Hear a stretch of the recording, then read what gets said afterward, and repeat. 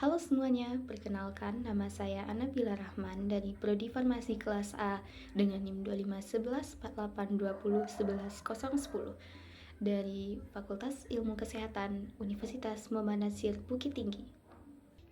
Pada video kali ini, saya akan menyampaikan sebuah materi dengan judul Di Balik Gemerlap 10 Bali Baru, Suara dari Tanah Mandalika.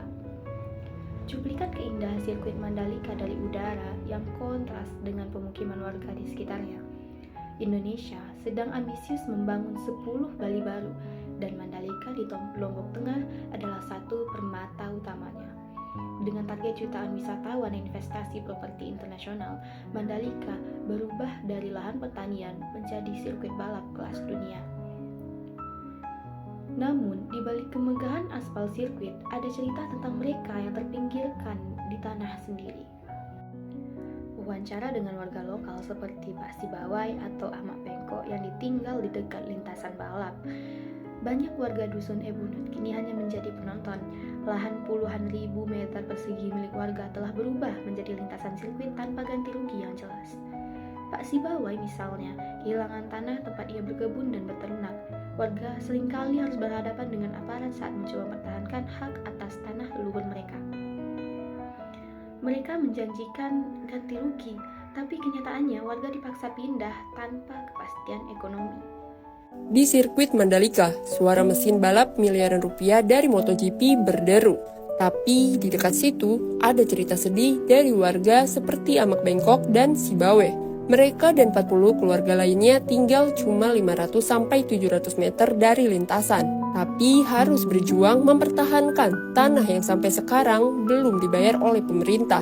Sengketa tanah milik Sibawe misalnya, lahan seluas 3,43 hektar miliknya tak kunjung mendapat bayaran dari PT ITDC Mandalika. Bahkan ada juga yang salah bayar ke pemilik.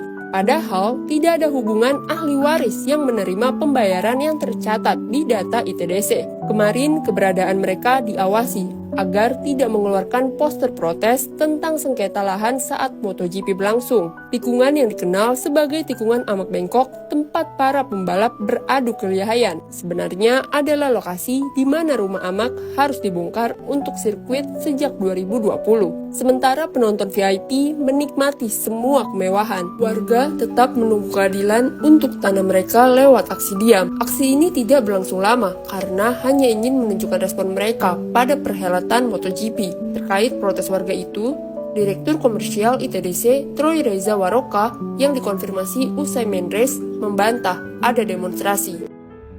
Aktivitas joki cilik di Bima atau kehidupan di Pulau Bungin sebagai pembanding kearifan lokal. Ambisi pariwisata seringkali berbenturan dengan realitas sosial.